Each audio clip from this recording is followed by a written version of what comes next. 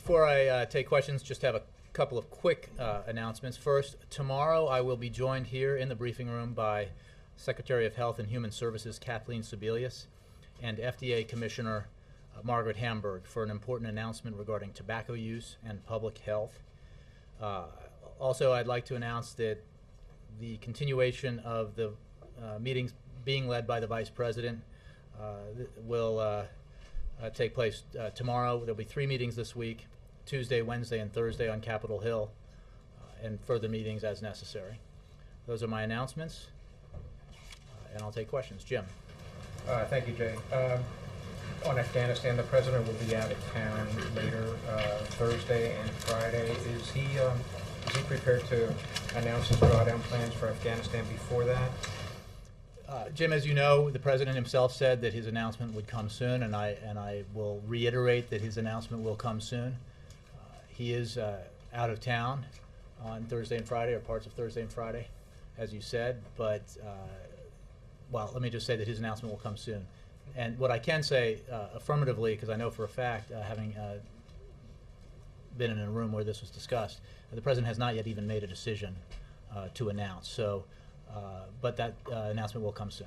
Clarify that, a decision not to announce? No, I'm sorry. The President is still in the process of finalizing his decision on the pace and scope of the drawdown that will begin in July of 2011.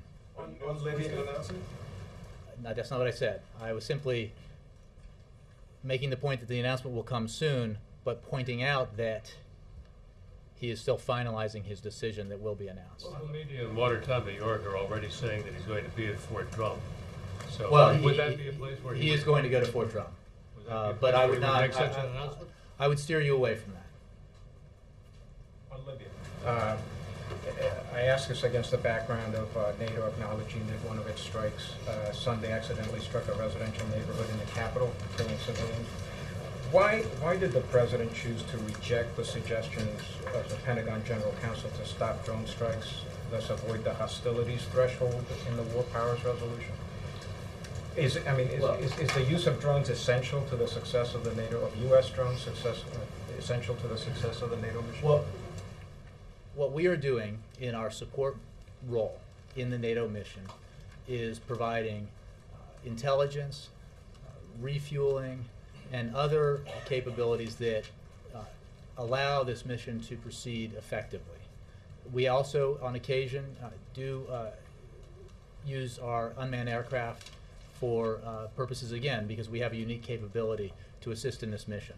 The mission is led by our NATO partners. We are in an assist role.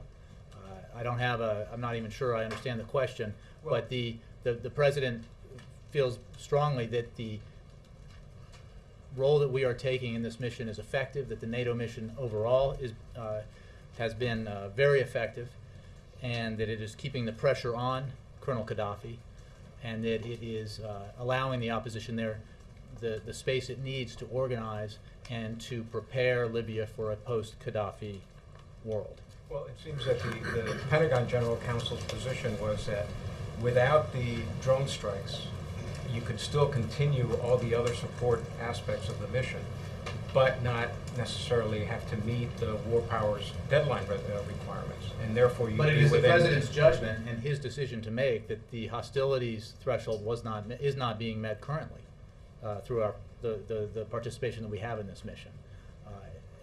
There has obviously been debate and discussion among lawyers on the issue of applicability of the War Powers Resolution.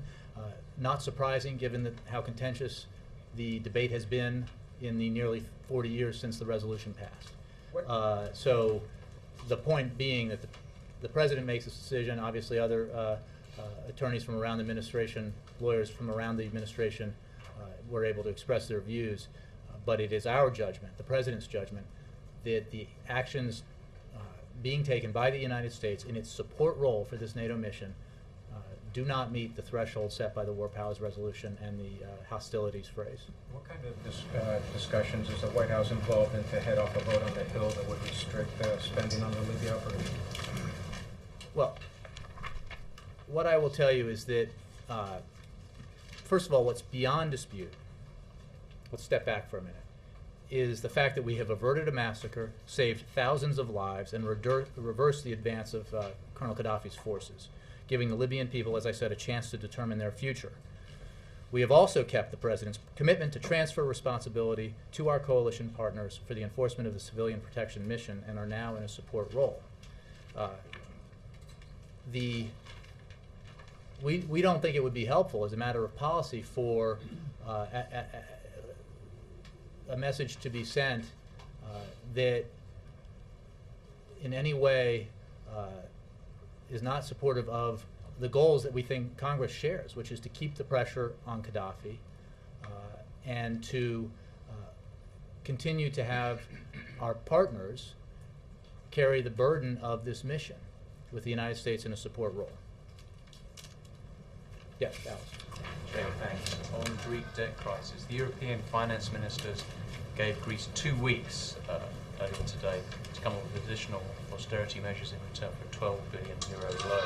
Does the administration think that there's a risk in delaying for 2 weeks?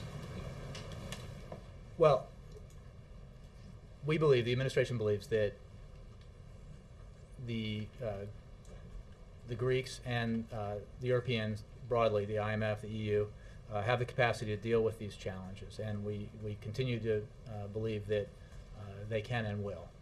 We have been encouraged by some of the steps that the Greek government has taken, and we encourage them to press on with the reforms necessary to get this situation to get it right. So we believe that working with the EU, working with the IMF, that together the capacity exists to resolve this. So any reaction to the development today? Well, again, I think we're looking to them because we believe they have the capacity to deal with this. We are obviously monitoring this very closely, and we are in regular communication with our European counterparts. And how would you characterize your concerns about the risk of contagion from the Greek situation? Well, again, I think we have said and believe that it does create a headwind, and that's why it needs to be resolved for the global economy, but that we believe Europe, working with the Greek government, can resolve it. Let me go to Dan and then I'll look at it. On Muammar Gaddafi still being in power despite the NATO airstrikes and the pressure by the international community, is there frustration at all in the administration that he keeps digging in his heels despite all of that? Well, we don't. We recognize that Muammar Gaddafi would like to remain in power, and I think that the focus of our non-military efforts has been to increase the pressure on the Gaddafi regime, and that has been successful in terms of the pressure being increased. We have seen it in the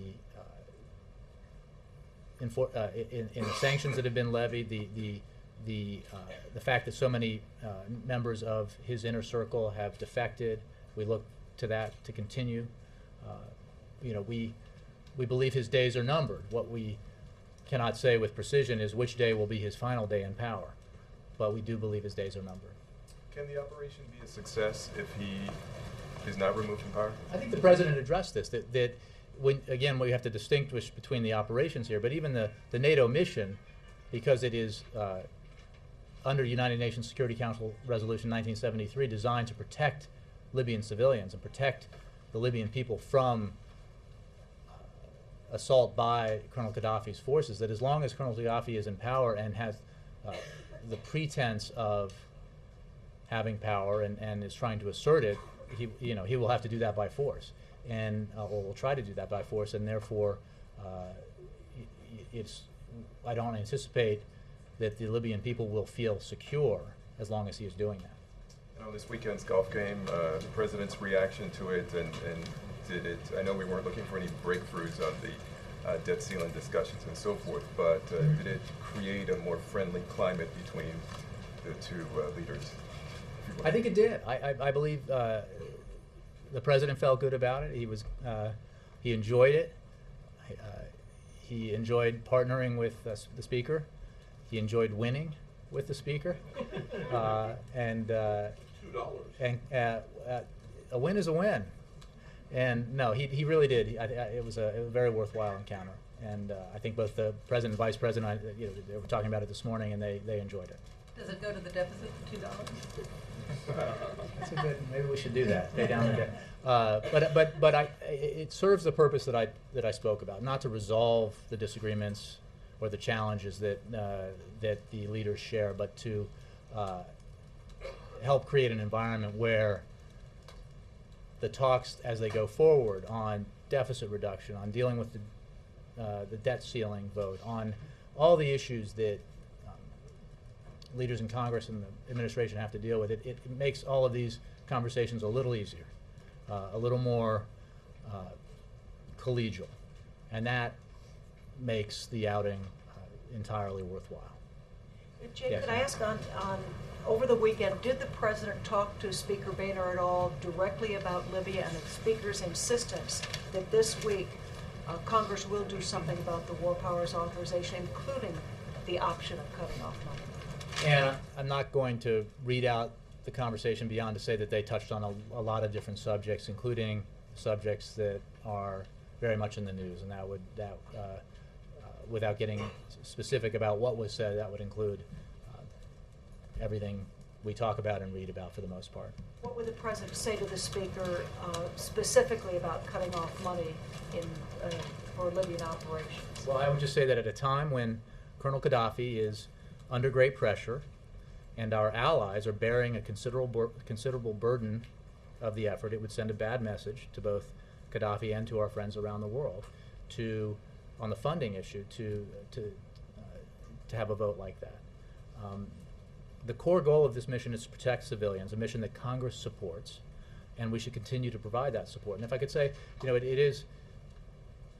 we are in a situation where, because the president made very clear from the beginning that the United States would not have the lead in a sustained way, that this would be a shared burden with our allies taking the lead after days and not weeks, it is important now, with our allies undertaking the majority of the burden, that we support our allies in doing that and continue with the mission. NATO has extended the mission. We are a part of that coalition, and we believe it's very important for the United States, the administration and Congress, to continue its support for the mission. Speaker disagrees with his reasoning on that. In terms of Afghanistan, what is it that the president's doing now? Is he still asking for advice on? He's finalizing his decision. He's reviewing the options and the assessments, and we'll have an announcement to make soon. Does he have to go back to the Pentagon or anyone else at this point? Well, he's had a number of consultations with his national security team, all members from obviously his uniform command, his civilian command, the civilian leadership rather, all the principals on the national security team. He is continuing those consultations, and we'll have an announcement soon.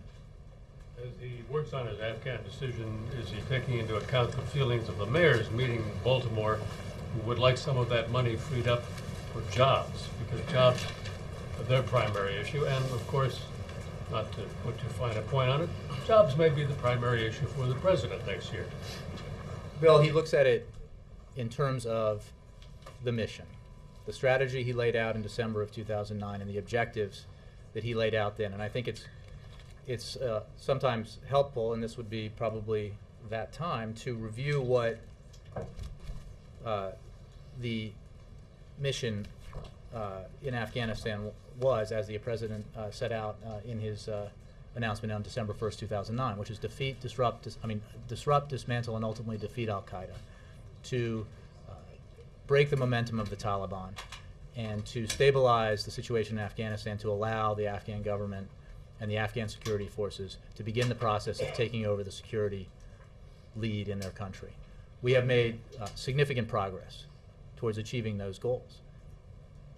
Obviously, the most sensational and significant data point in that progress is the elimination of Osama bin Laden. But there has been enormous progress in disrupting and dismantling al-Qaeda in the Afghanistan-Pakistan region, beyond and below Osama bin Laden. There has been significant progress in disrupting or halting the momentum of the Taliban, and significant progress in stabilizing Afghanistan and the government to allow Afghan National Security Forces to build up, to train, and prepare for taking over the lead. So he looks at this decision as the part of a process, of a policy he put in motion in December of 2009. He said at the time that he would begin the drawdown of the surge forces in July of 2011. That will happen. The pace and slope of that will depend on his assessment of how we have, how far we have come in achieving the goals that he set out. He is very mindful of the fact of the costs of military engagement, and I mean costs in lives, in injuries, and in treasure. What will he tell the mayors about jobs? He is very focused on jobs as well, but his focus on this is getting the mission right because it's in the national security interests of the United States to get the mission right. Because Al-Qaeda, I mean, you remember going back to the campaign, the war we needed to focus on was the war against Al-Qaeda in this region, and that's what he's done. We've made significant progress, and now we're, because of the bravery of our men and women in uniform, the success of our intelligence officials, and the decisions the President made to bring us to this point. And that's the prism through which he'll make this decision. But the mayors understandably are concerned about jobs. Well, so is the President. And they're going to want to know what he's going to offer, what can he do that he's not already done.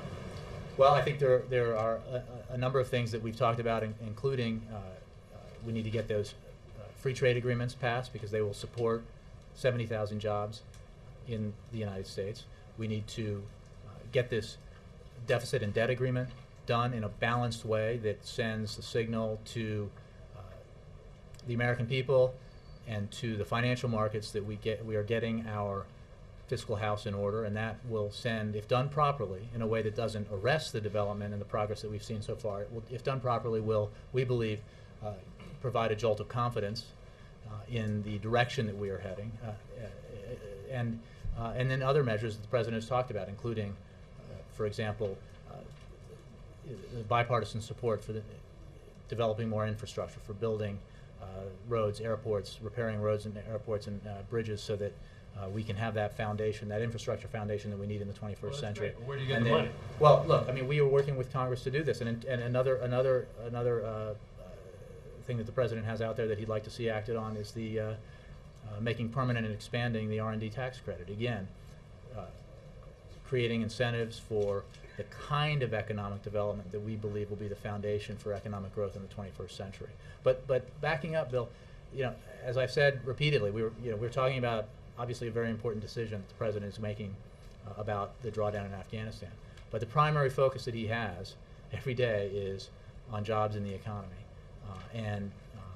You know, even as he's having these meetings about the Afghan drawdown, he is also focused on jobs in the economy and the ways that we, the decisions that he can make and work with Congress to make in order to spur the kind of economic growth that we've seen, to continue it, to make the growth stronger and deeper, and to create more jobs. I mean, don't forget, we have seen 7 straight quarters of economic growth. Not enough, but we've made progress. We've seen 2.1 million private sector jobs created. Substantial, but not enough. We need to continue. So the President's very focused on that. Wendell. Well, the weekend, Ambassador Eikenberry had some comments seemed to be aimed at Afghan President Karzai, calling some of his criticism hurtful and inappropriate, suggesting he's testing America's patience.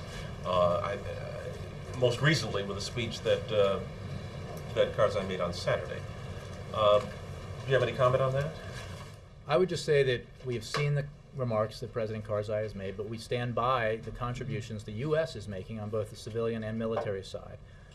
You know, we are certainly there because the United States of America was attacked on September 11th, 2001, and that attack was organized in Afghanistan by Al-Qaeda leaders. That is why the objective that we have, the reason why we're there, the primary objective is to enhance the national security of the United States of America. We believe that our objectives coincide with Afghan objectives, and that disrupting, dismantling, and ultimately defeating Al-Qaeda is in both of our interests. In halting the momentum of the Taliban is in both of our interests. And as I've said from here and others have said, in ultimately reaching a political solution in al-Qaeda is in the interest of the Afghan people as well as the people of the United States. Karzai has called us occupiers. Well, let me just say that again, we stand by the contributions we've made. We are there for specific reasons to achieve specific goals. We have no desire to stay there any longer than necessary. The President has made that clear.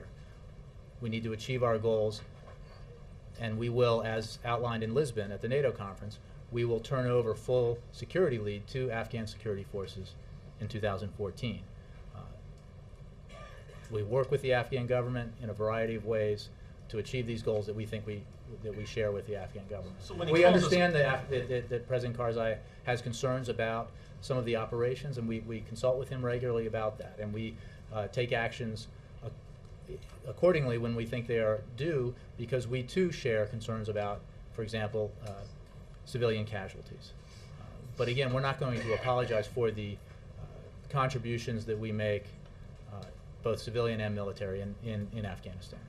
Secretary Gates has suggested we need a robust presence in Afghanistan for at least through 2012. Does that indicate that the drawdown the President will announce in a matter of days, I believe, suggested, may be less substantial than a lot of supporters would like? Wendell, I'm going to leave it to the President to make an announcement about the drawdown and the size of the drawdown and the pace of the drawdown.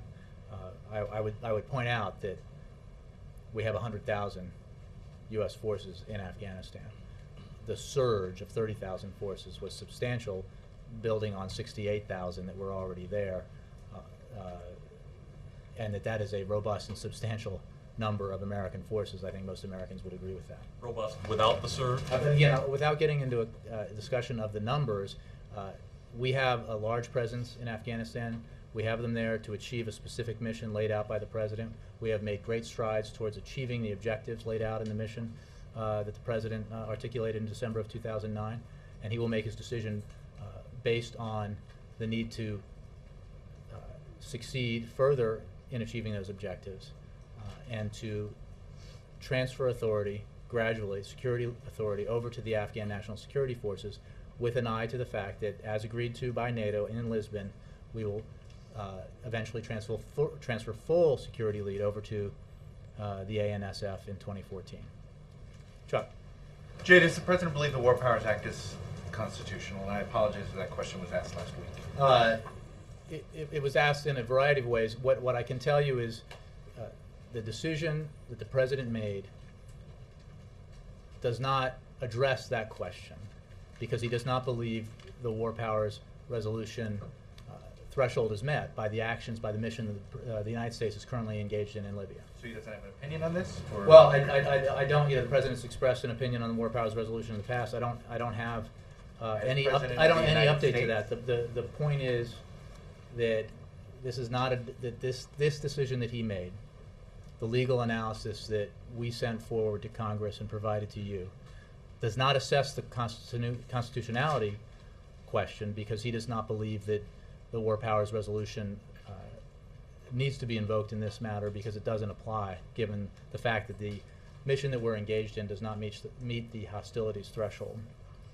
Can you describe the nature of what you asked folks at the Justice Department for when it comes to the legalities of this? Did you just ask them for advice that just wasn't in writing? There was an informal discussion.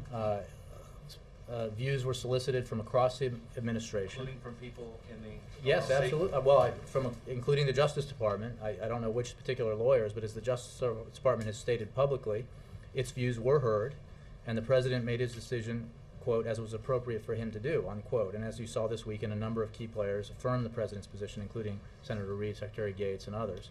Views were heard, but what were the views? Well, the point is, it's the President's decision to make, and that is both the, that's a fact. When you're President of the United States, this is your decision to make. Views were solicited and were shared. The President was aware of all the arguments here. This is obviously a matter where there's been disagreement since the moment it was passed in 1970. Inside, No there's question. not a unanimous No legal When you say inside, interpretation within the administration. within the No, administration. and it would be shocking if I were to stand up here and, on a matter of war powers resolution, an issue that has been under hot debate since it was passed in 1973 in the legal community, for me to get up and tell you that by some miracle, every lawyer in this administration was in agreement on that issue, you wouldn't believe me, because it's simply been too contentious for now 38 years. So, yes, there was not a unanimous agreement on it, but the president makes a decision. Obviously, his White House counsel, State Department lawyer also agree with his assessment, and we feel very confident that the legal reasoning is sound.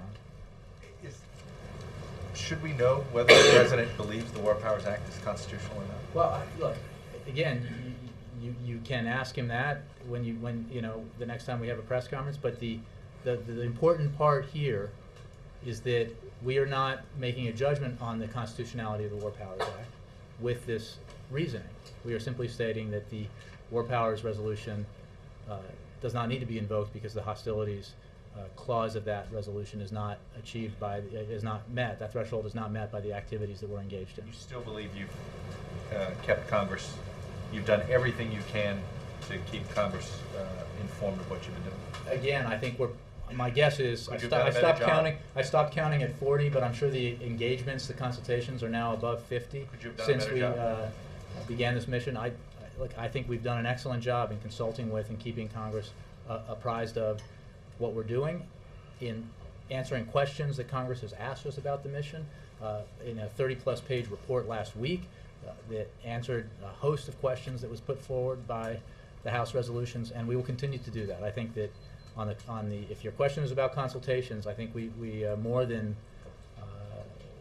clear the bar. Senator McConnell said, thank you for taking the question.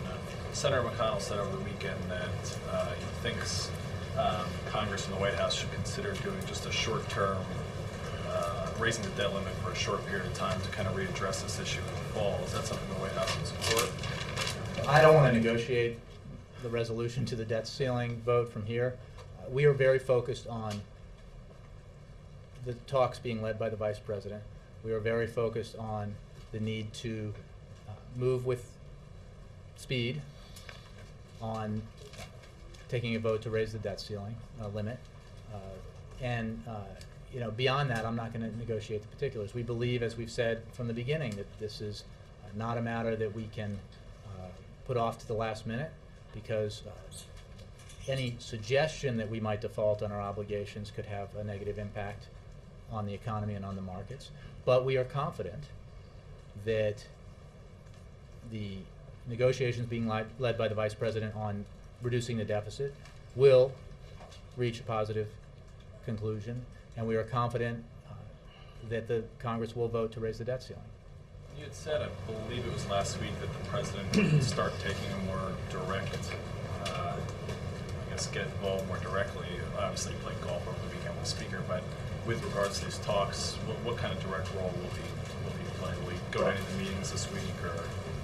I don't anticipate him joining the Vice President's meetings, but I do expect that his engagement will continue, and it has existed already through other means, through other communications. Obviously, the agreement that's reached in the Biden-led talks will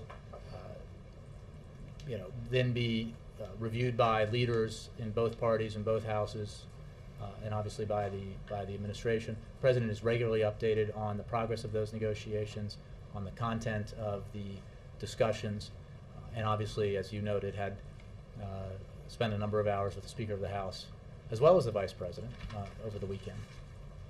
Mark. Jay, what is the reason for the Fort Drum visit? The President looks forward to visiting with soldiers at Fort Drum. He has obviously makes visits like that, most recently at Fort Campbell.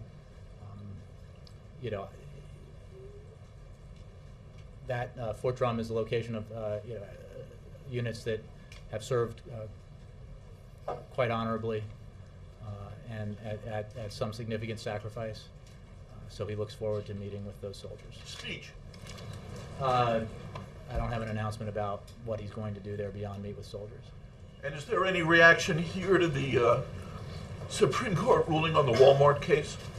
I do think we have something on that, but let me see.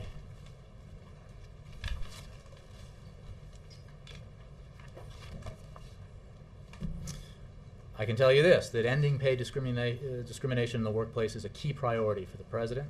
Signing the Lilly Ledbetter Fair Pay Act was one of his first acts as President, and he has continued to call for additional legislation to equalize pay in the workplace.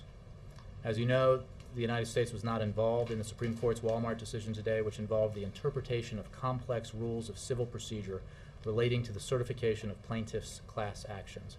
Our lawyers are studying the decision now to determine what effects it might have. Yes, sir. So the administration is disappointed with the court's decision? No, I didn't say that at all. The lawyers are studying the decision now to determine what effects it might have.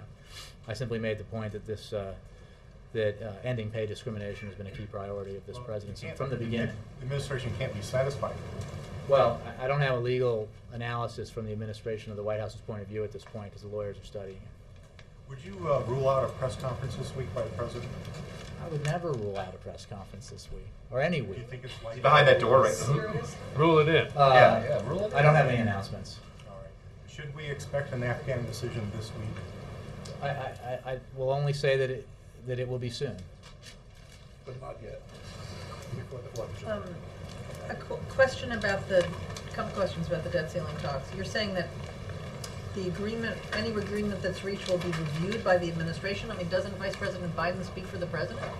No, he does. I just mean that this is something that Congress has to act on, Well, no yeah. question, so that it's not that the process doesn't end when the Vice President and those folks in the room emerge and say we have a deal. So that just trying to answer the question about the President's engagement, that it doesn't, it is not limited to the talks themselves and the question about whether he would drop in the talks. It is in addition to the talks and could potentially extend beyond the talks as this process moves forward. The focus now is getting an agreement among the participants in the room. And in terms of that agreement, you didn't want to say anything about the possibility of a short-term debt ceiling increase. You noticed I'm that? surprised that you wouldn't have a clear preference for one that got you all the way through the 2 years. Well, we would have a You're current- willing to do this again I and didn't again? say I didn't say one way or the other, and you noticed that. But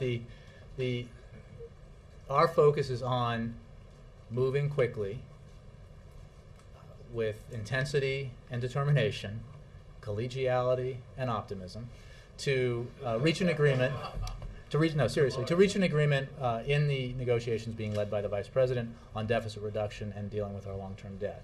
As we have said for a long time now, we understand that there is a link in the sense that while we don't think there's a direct link, or nor should there be, that one should be held hostage to the other, that others have made that link. We believe both can be done within the same time frame, and that it is essential to vote to raise the debt ceiling. It's a vote by Congress. We cannot control the amount by which they raise the debt ceiling or the timing of the vote. So our focus is on the things that we can do, which in this case, reach an agreement in the negotiations being led by the Vice President, continue to make the case, as Secretary Geithner and I and others have made, that we cannot play chicken with the full faith and credit of the United States government, that we need to honor our obligations. And beyond that, I'm not going to negotiate how we get from here to there from the podium. But by not saying anything on this, you're making a short-term debt ceiling increase into an option, aren't you?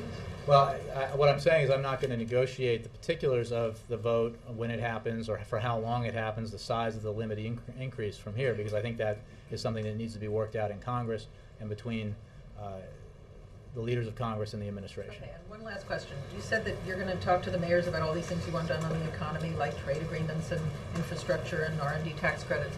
How important is it that there's something stimulative in the debt ceiling deal, some payroll tax cut, something like that?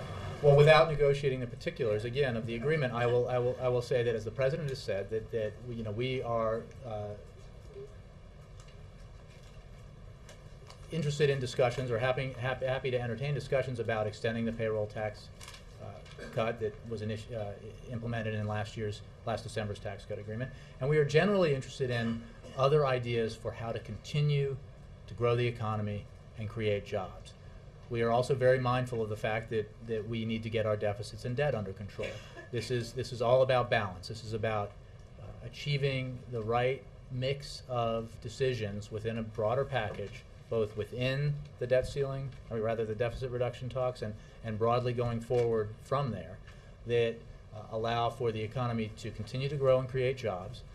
In our view, that's through some targeted investments, in addition to some other measures, some targeted investments in education, in research and development, innovation, and infrastructure, and cutting spending, as we have already in somewhat dramatic and historic fashion, cutting spending where it can be cut, to send the signal to the American people and the broader markets that we are getting our fiscal house in order.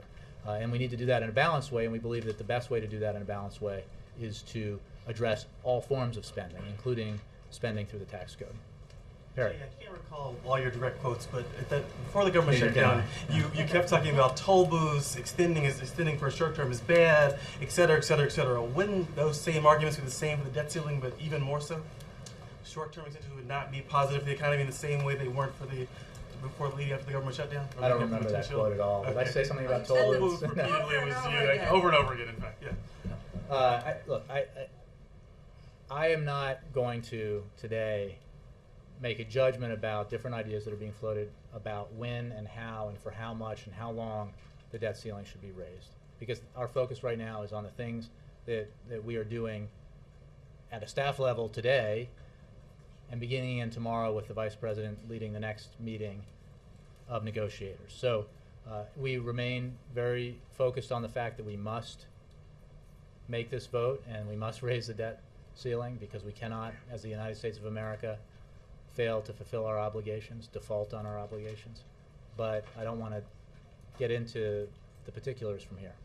The president's views on the gay marriage bill in New York, does he have any, has he looked into I haven't it? heard any expressed about that. I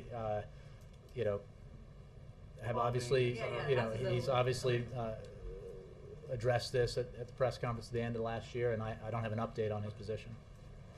Jay, Secretary Gates over the weekend confirmed preliminary talks with the Taliban for a political settlement. I wonder whether you could, if possible, flesh out a bit how that's happening, who in the administration is heading that effort. And also in that comment, he also expressed skepticism about this having a positive outcome, that it would be very difficult. Does the White House share his skepticism? About the reconciliation process having a positive outcome? Yeah. Well, I would say that it's obviously a difficult process, but ultimately there is no outcome in Afghanistan that doesn't involve reconciliation, because this is about the Afghan Taliban talking to the Afghan government, representative of the Afghan people, and that for a resolution to take place, I think leaders on all sides, military, civilian, both parties have said that ultimately there has to be a political agreement.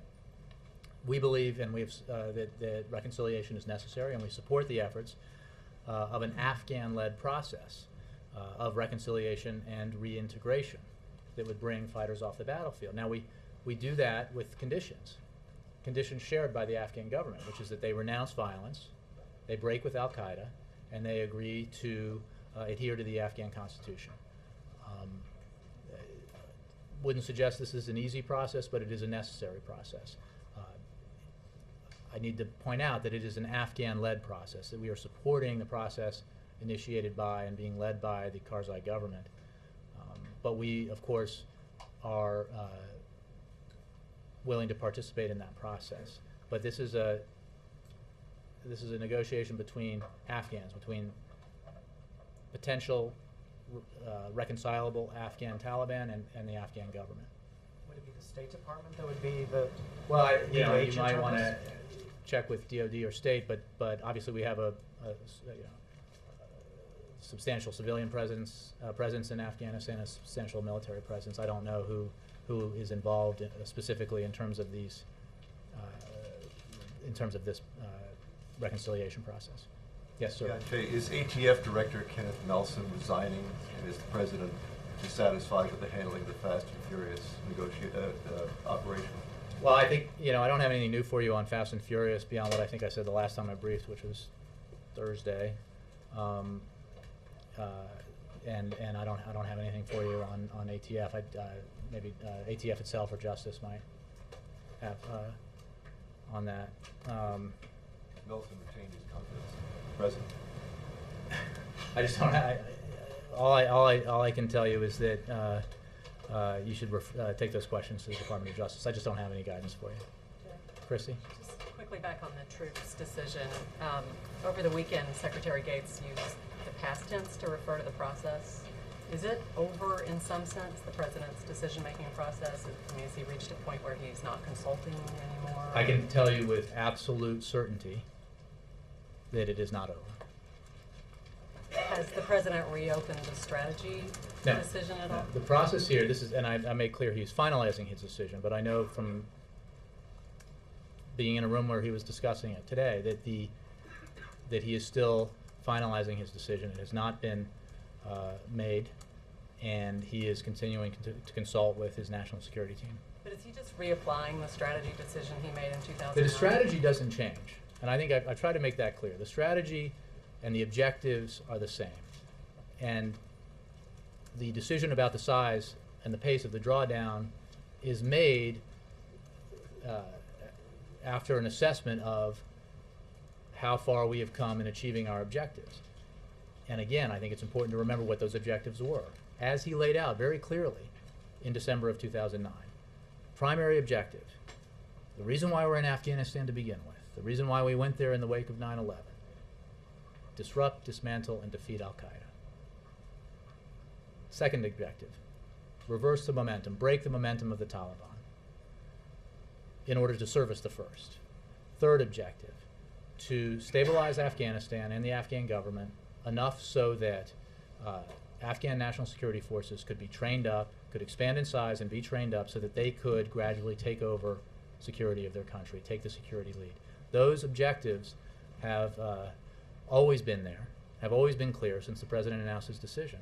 And we have made significant progress, significant success in achieving those objectives thus far. We're not done, but those objectives won't change. And this decision is about a drawdown that he said would happen. Again, he said what he was going to do, and he's doing what he said.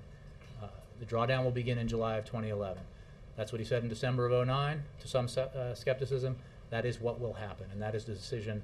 The size and scope of that drawdown is the only decision on the table. And can I just establish one thing? I apologize if you've already said this, but did General Petraeus actually make his recommendation to the President? What I said last week is that the President had met with and has discussed with General Petraeus the question of the drawdown and has discussed with the General various options for him to look at in terms of the drawdown. It's not fairly called a recommendation. Again, I think that it's important to note that it's plural here, options, not option. Chris. Jay, I just want to follow up on remarks that Jan Pfeiffer made last week on the President's 1996 questionnaire response on marriage. The statement from the President in 1996 reads, "I favor legalizing same-sex marriages and would fight efforts to prohibit such marriages." Pfeiffer said someone else filled out this questionnaire for the President. Can you confirm that it's the White House position that someone else filled out this questionnaire and Chris, I think you know, because you've read it multiple times since then, that we corrected beginning Friday that that is not the case, that he was mistaking that with another questionnaire. The President's position on gay marriage has been clear since 2008. Is clear again since he's been president. So I don't have any update. Jay, going on. Can you clarify whether or not the 96 survey was signed by Obama?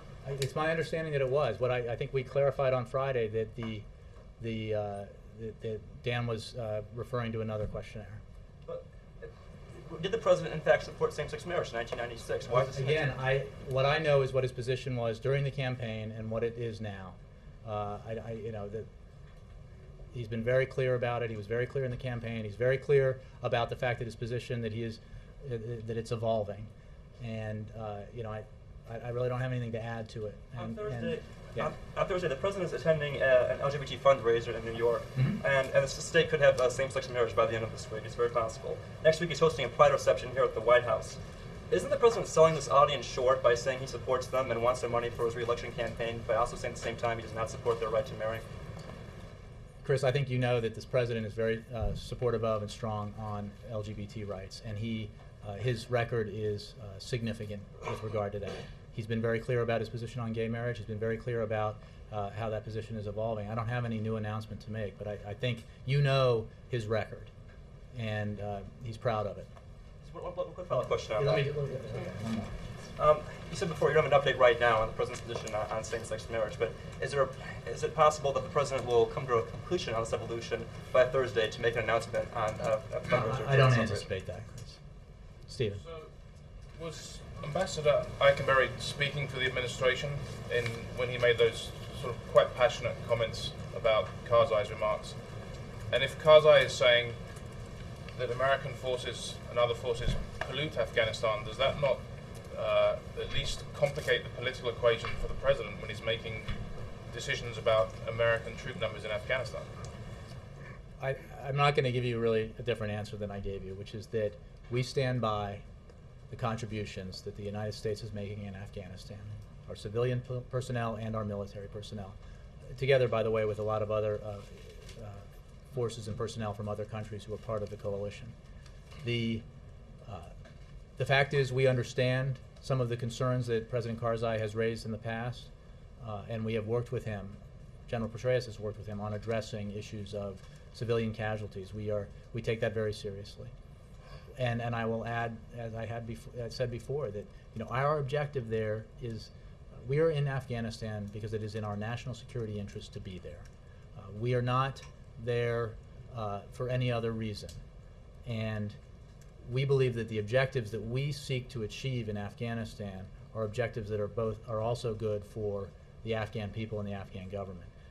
The ultimate defeat of al-Qaeda, the breaking of the momentum of the Taliban, stabilizing Afghanistan so the Afghan government has enough breathing space to build up its own security forces. We understand that we have disagreements sometimes, and we understand that President Karzai and others are sometimes frustrated, and we work with them on that. But we are very proud of the accomplishments that our forces there, both civilian and military, have made. Can I just try one on Russia? Sure. Medvedev told the Financial Times that he hopes the president will be re-elected next year. That President Obama will be? Yeah. So do I. Is the feeling mutual? Does he hope Medvedev will be re-elected next year? I don't have it in my head. That's good. That's clever. I haven't asked him. Jay? Yes, sir. Thank you, Jay. Any reaction to Assad's speech, the Syrian president today, and did the president learn anything new that inspires hope that he can still lead political reform? What we have said, and what I will say again today, is that what's required in Syria is action, not words, not promises that reform will come in some period in the future, or that dialogue will happen after some review. There needs to be concrete action. There needs to be, first and foremost, a cessation of violence against innocent Syrians. There needs to be actual action towards political dialogue so that this transition to a more democratic Syria can take place. And as we have said in the past, President Assad needs to either lead that transition or get out of the way, which is not, I'm not saying the words are meaningless, but he needs to act on them. He needs to actually do something to fulfill the sentiment expressed and the desire for dialogue, because that needs to happen. But first he needs to stop the violence. Thanks, Jay. All right, thank you all very much.